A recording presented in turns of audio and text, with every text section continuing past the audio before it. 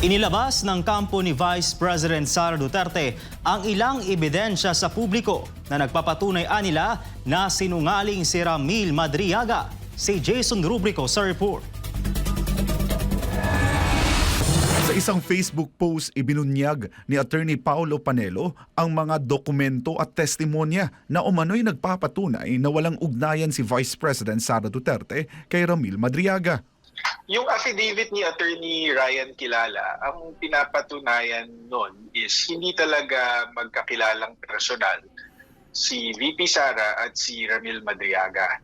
Kasi ang backstory nito is ang magkaibigan talaga ay itong si Ramil Madriaga at si Ryan Kilala. So alam ni Ryan Kilala yung totoo dahil naging kaibigan niya itong si Ramil Madriaga. Batay sa affidavit ni Attorney Ryan Kilala, isa sa mga testigo sa kasong perjury laban kay Madriaga, pinabulaanan nito ang aligasyon na inutusan ng bise si Madriaga na buuin ang grupong Isip Pilipinas. Ayon kay Kilala, siya mismo ang nag-ayos ng unang virtual meeting ng Isip Pilipinas kay VP Sara noong October 2021.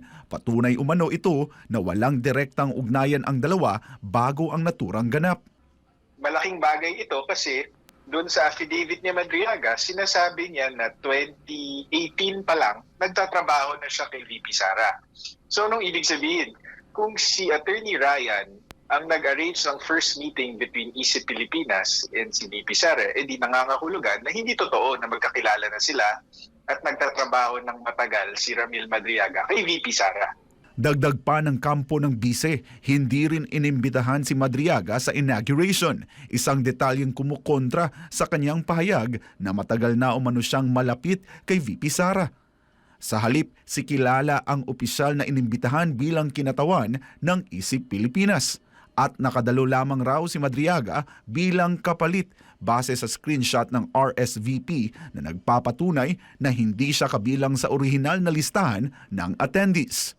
Kung talagang close ka sa pamilya Duterte, close ka kay VP Sara, inutusan kang gumawa nitong campaign support group na Isip Pilipinas, bakit hindi ka naimbitahan? Yun nga yung purpose ng inauguration para pasalamatan yung mga tumulong, 'di ba? Pero hindi ka naimbitahan, ang naimbitahan ay itong si Attorney Ryan Kilala. Giit ni Panelo, hindi tugma ang mga pahayag ni Madriaga sa mga ebidensyang kanilang inilatag, lalo na sa usapin ng umano'y matagal na relasyon nito sa bise. Binigyang diin pa ng kampo ng bise na may malinaw na basihan ang kasong perjury laban kay Madriaga. Pinapakita lang namin na meron talagang basehan yung kasong perjury versus Ramil Madriaga. Compare natin to kay Ramil Madriaga, yung affidavit niya, actually wala namang attachment yun eh. Walang kahit isang evidence na naka-attach dun sa affidavit niya.